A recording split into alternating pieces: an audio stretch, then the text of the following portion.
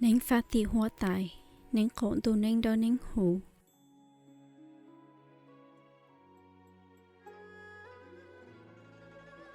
Cho nín nó do chọn siêu nín, cho hư hoa, ổ nhớ rồi sợ khổn tu.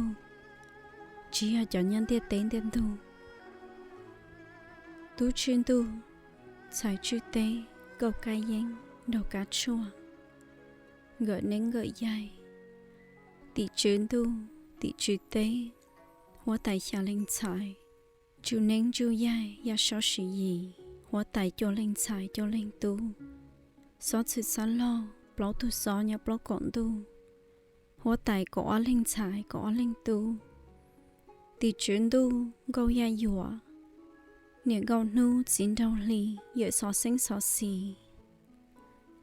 Cho nên phát thị hóa tài, tụi chỉ nên phệnh đầu chỉ sĩ chia, thảo nữ hoàn nên. Tụi chỉ nên nữ lưu do nữ trú lòn đợi cho hư hoa nhá sổ khổn tu. Cho chú cho chi lòn đợi chú nhá sổ khổn tu, lưu dân công dân hỏa. Tụi nè gâu ca dân xin hồ cá chua, ya ý tu lọc hiệt chú, lọt trọng thia mua, tú mua kỳ. Nữ lưu dân công dân hỏa là chợ tí nên. Đi na dùng tiệt tên tiền thu. Dù có một ý có một đời. Cái phê cái chi hú cái mó kén kén. Đó hỗ trợ có một chùa. Dù so sinh so xì. Bố số lên gấu. Tuấn dâu. Thiết sinh xuống dâu số lù. Nhớ sợ là lúc tha. Lỡ một chữ chế ban đồng. Lỡ nhẹ ôn ra yên ra ôn. Thiết nhẹ đỡ hú.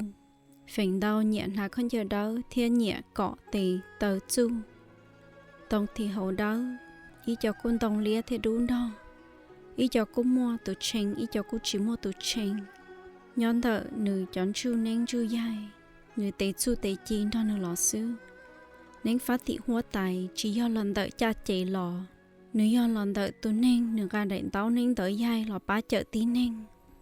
Nên phát thị hóa tài do energy thiết spiritual healers. Chú lờ ly chú sọ khổn tu lọ thiết phụ lờ ly chi. Chọn chú khổn tu lọ xí. Ý tu cũ là ý giả nhón thời nữ tu chú chín thua lọ trong nữ thiên nữ chó chú nín.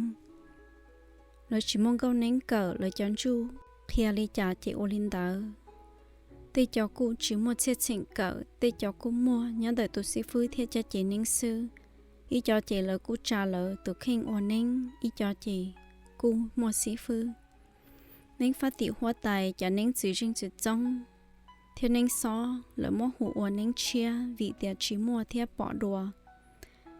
Vì chỉ tao mua thiết bỏ đùa. Rồi dán tu cố cá tìm lò tê thiết thay tê. Nếu nó xa tê chấm lò thiết thay tê lò cô mua cho nên phát thị hoa tài.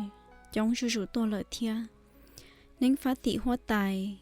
Cho hậu lự là do khó tin nên cho kế xá có sư hộ sinh. Có lũ nên là nhau ca xia. Hú xia có lũ lư thiết lũ blờ. Nhớ tiền nhớ tù. Nó chơi cho kỹ, nó đo lửa hãy nên nhớ có hộ sinh.